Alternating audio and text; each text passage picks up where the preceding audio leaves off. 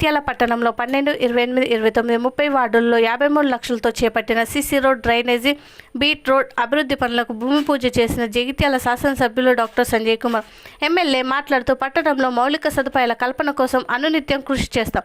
Road ప్రమాదాలు అధికంగా జరిగే మంచినీళ్ళ బావి, గాంధీనగర్, చెల్గల్ వరకు బ్లాక్ స్పీడ్ రోడ్ను కృషి చేయడం జరిగింది. చింతకుంట బతుకమ్మ ఘాట్ పార్క్ అభివృద్ధి చేయడం జరిగింది. చింతకుంట శ్మశాన వాటిక అభివృద్ధి చేయటం జరిగింది. పార్టీలకు అతీతంగా జగిత్యాల అభివృద్ధికి కృషి చేస్తా. తాగునీటి సరఫరాలో ఎలాంటి ఇబ్బంది ఉన్నా సహించేది లేదు అని 37 మంది వాటర్ మ్యాన్లను ఉన్నారని అన్నారు.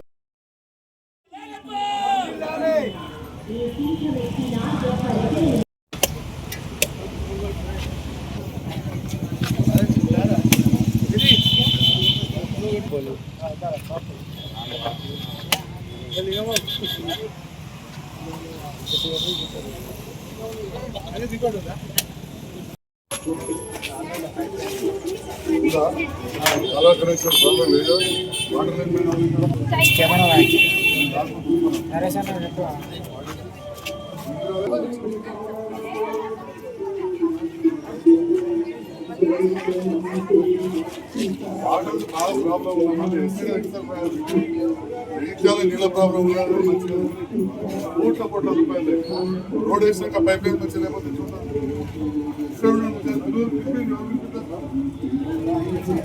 వాటర్ లైన్ మీద ఉంటాడు అమ్మ వాళ్ళ తిరిగేది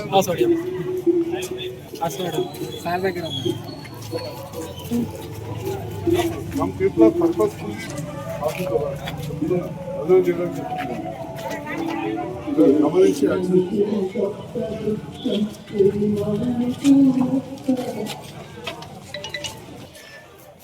అమ్మా మరి మంచిగా అవుతుంది. ఎక్కడ ఇల్లు, ఏది ఇల్లు?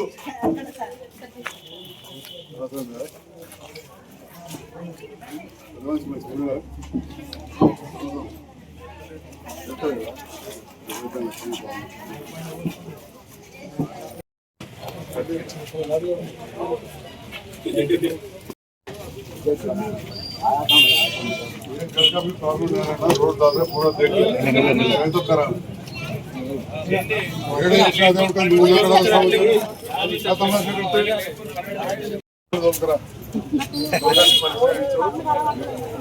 ఆసమ పని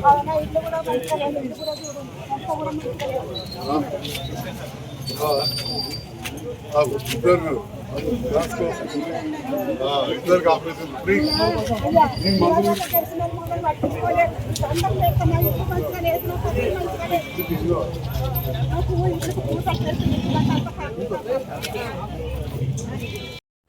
అవును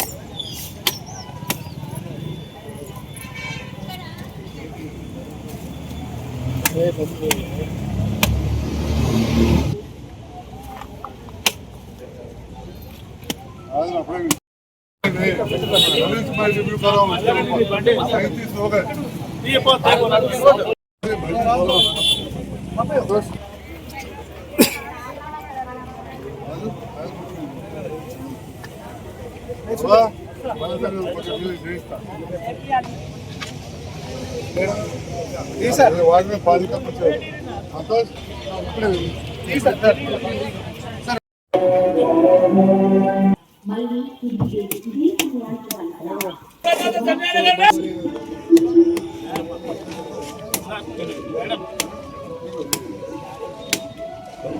अगर बस दूर में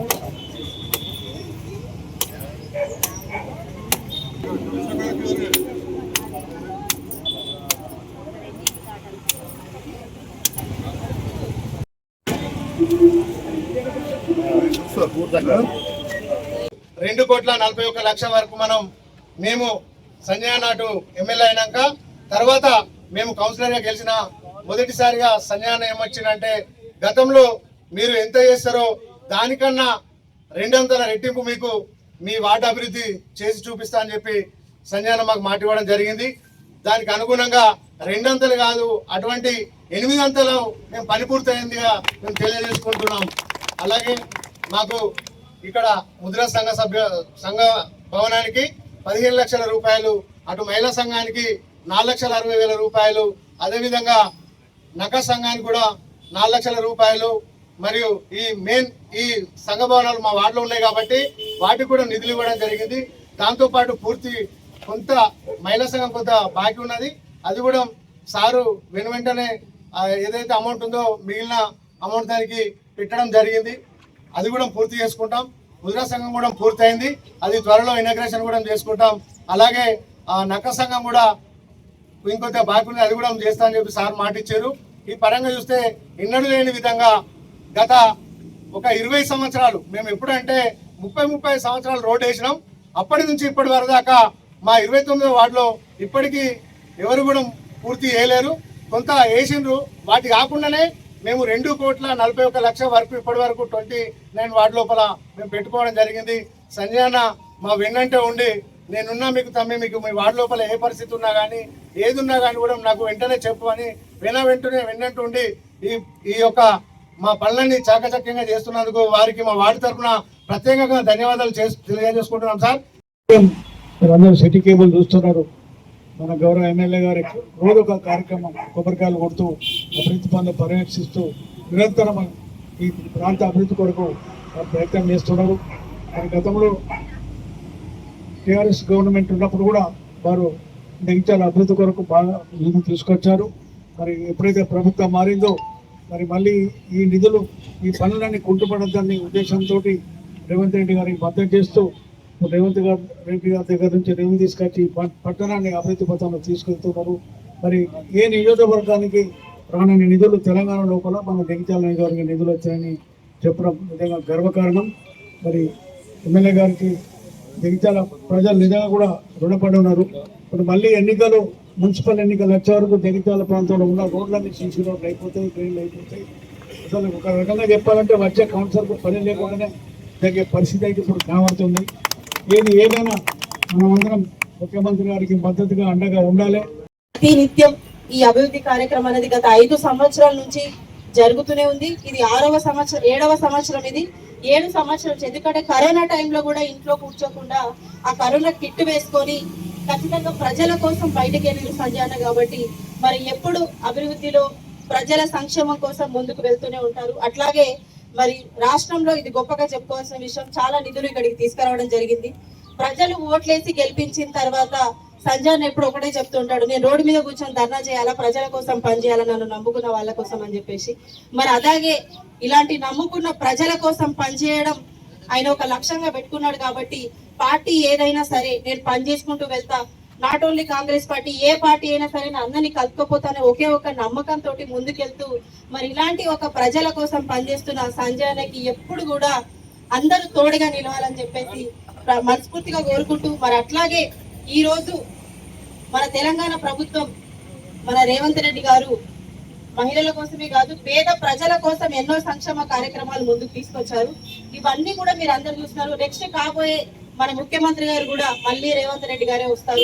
ఎందుకంటే పేద ప్రజల కోసం ప్రతి ఒక్క సంక్షేమాన్ని ముందుకు తీసుకొచ్చి అందరినీ ముందుకు నడిపిస్తూ ప్రతి ఒక్కరి మనసులో నిండిపోతున్న ఇలాంటి రేవంత్ అన్నకి హృదయపూర్వకంగా ధన్యవాదాలు. ఇలాగే నిధులు ఇస్తూ మన రాష్ట్రాన్ని ఇంకెంతో మంచి సంక్షేమంలోకి తీసుకెళ్లాలి, సుభిష్టంగా ఉండాలి అందరని చెప్పేసి ఈ సందర్భంగా నేను మరొకసారి తెలియజేస్తూ, మరి ఈ రోజు ఇంత మంచి రోడ్ ని మనం నిర్మించుకుంటాం. ఎందుకంటే ఇది హైవే కాబట్టి, నిజామాబాద్ టు కరీంనగర్ హైవే కాబట్టి ఖచ్చితంగా ఇలాంటి రోడ్లు ఎప్పటికప్పుడు చేస్తూ ఉండాలి. గతంలో కంటే ఈ 5 సంవత్సరాలలో ఎంతగానో డెవలప్మెంట్ జరిగినాయి. సో ఇట్లాగే ఇంకా కూడా డెవలప్మెంట్ జరగాలి. మళ్ళీ ఒకసారి కౌన్సిల్ వచ్చే వరకు కూడా ఇంకా డెవలప్మెంట్ జరగాలి. వచ్చిన తర్వాత మళ్ళీ ఇంకా ఎక్కువ డెవలప్మెంట్ జరుగుతాయి. సో దాంతో పాటు ఇక్కడికి వచ్చేసిన ప్రతి ఒక్కరు కూడా హృదయపూర్వకంగా ధన్యవాదాలు తెలియజేస్తాను. నేను ఈ చిన్న సంధి ఈ రోడ్డు మీద సిమెంట్ రోడ్ వేస్తా ఉన్నాం. నేను ఇంతకు ముందు మాట్లాడుకుంటా నేను కూడా చూస్తున్నా కానీ మన మంచిర్యాలపాయ దగ్గర ఉన్న రోడ్లన్నీ కూడా దాదాపుగా చేసినాం, ఎక్కువ మిగిలలే. నేను మళ్ళీ ఒక్కసారి రాముని అడిగినా ఏమన్నా మిగిలే అంటే కొద్దిగా పాత ఎప్పుడన్నా 20-30 ఏళ్ల కింద వేసినాం, 3-4 రోడ్లు పాడే మిగిలేదు తప్ప మిగిలే అన్ని లేవు, అసలు మట్టి రోడ్ అనేది మిగిలలేదు, ఈ చిన్న సంతం తప్ప అన్నారు. మరి ఆ రకంగా మీ అందరి అభిమానంతో గెలిచిన మేము ఈ ప్రాంత అభివృద్ధికి పనిచేస్తా ఉన్నాం. పక్కన బాలశంకర్ అని అంటున్నాడు ఈ డబల్ రోడ్ చేసాక చూస్తే పెద్ద టౌన్లకే ఈడి కాడికి కనబడుతుంది అని చెప్పి. మరి అంతకు ముందు ఇటువంటి ఇడుదాటి యాక్సిడెంట్లు ఎన్నో కథలు ఉండే.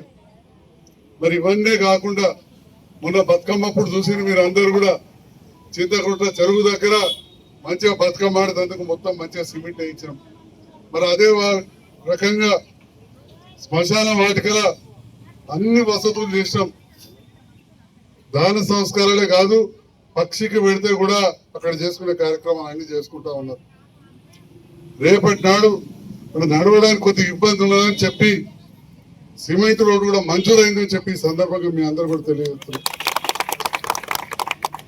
మరి ఈ ప్రాంతంలో 28-29వ వార్డు అటు దళితులు ఇటు బీసీలు బీద బడుగు బలైన వర్గాలు ఉంటారు. మరి దళితులకు కావచ్చు, పేదవాళ్ళకు కావచ్చు, మరి ఈ ప్రాంతం కూడా మంచిగా ఉండాలని చెప్పి ఇప్పుడే చెల్లె పద్మావతి చెప్పింది. అన్న ఉత్సవన్న చెల్లె జ్యోతి కావచ్చు, మిగతా కౌన్సిలర్లు అందరూ కూడా ఉన్నారు. ఇక్కడ ఎన్నో కార్యక్రమాలు ఇక్కడ చేయడం జరిగింది. మరి పద్ధతి ఉండాలి. రేపటి నాడు మున్సిపల్ పర్వతం నా మీద పడుతుంది కౌన్సిలర్ లేక, కొన్ని కారణాలు బీసీలకు ఎక్కువ ఇవ్వాలి అవకాశం అని చెప్పి కొంత పోస్ట్ పోన్ చేసిన కాంగ్రెస్ ప్రభుత్వం కావచ్చు, ముఖ్యమంత్రి, ఎందుకంటే ఆలోచన. కానీ రాజ్యాంగబద్ధంగా కొన్ని అడ్డంకులు ఉండడం వల్ల ఆగింది. సర్పంచ్ ఎలక్షన్ అయినాక తప్పకుండా ముందరికి వెళ్తాం. అప్పుడు మళ్ళీ మీ వాడకట్టు కూడా నాయకులు వస్తారు. ఇక ఒక్కనే ఎవరు కూడా జనంత పని ఒత్తిడి అవుతుంది. అయినా కానీ అధికారులందరూ సహకారంతో పెద్ద ఎత్తున చేస్తామని చెప్పి కూడా తెలియజేస్తూ, ఇందులో ఇండ్లు కూడా చాలా సంవత్సరాలు నుంచి ఆగిపోయింది. ఇప్పుడు ఈ వాడకట్టుకు ఇయ్యాల 18 మందికి మనం పట్టాలు ఇస్తున్నాం, ప్రొసీడింగ్స్ ఇస్తున్నాం. మరి ఇంకా కూడా ఇస్తామని చెప్పి కూడా ఈ సందర్భంగా తెలియజేస్తూ, డబల్ బెడ్రూమ్ ఇళ్లలో కూడా ఇంకా ఇండ్లు మిగిలినాయి. రాని వాళ్ళు జాగలేని వాళ్ళు ఉంటే టెన్షన్ పడద్దు, ఇంకా అవి నింపుదాం, ఇంకా కూడా మంజూరు తెచ్చుకుందామని చెప్పి ఈ సందర్భంగా తెలియజేస్తా ఉన్నాం. మరి మా పాత్రికేయ మిత్రులు నిరంతరం మంచిగా చెడుగా చూపిస్తున్నారు. వారందరికీ కూడా ఈ చేస్తున్న కార్యక్రమాలు ప్రజల ముందుకు తీసుకెళ్తున్నందుకు, అందరికి తెలియజేస్తున్నందుకు మా పాత్రికేయ మిత్రులకు, ముఖ్యంగా మా మున్సిపల్ అధికారులందరికీ కూడా ప్రత్యేకంగా ధన్యవాదాలు తెలియజేస్తాను.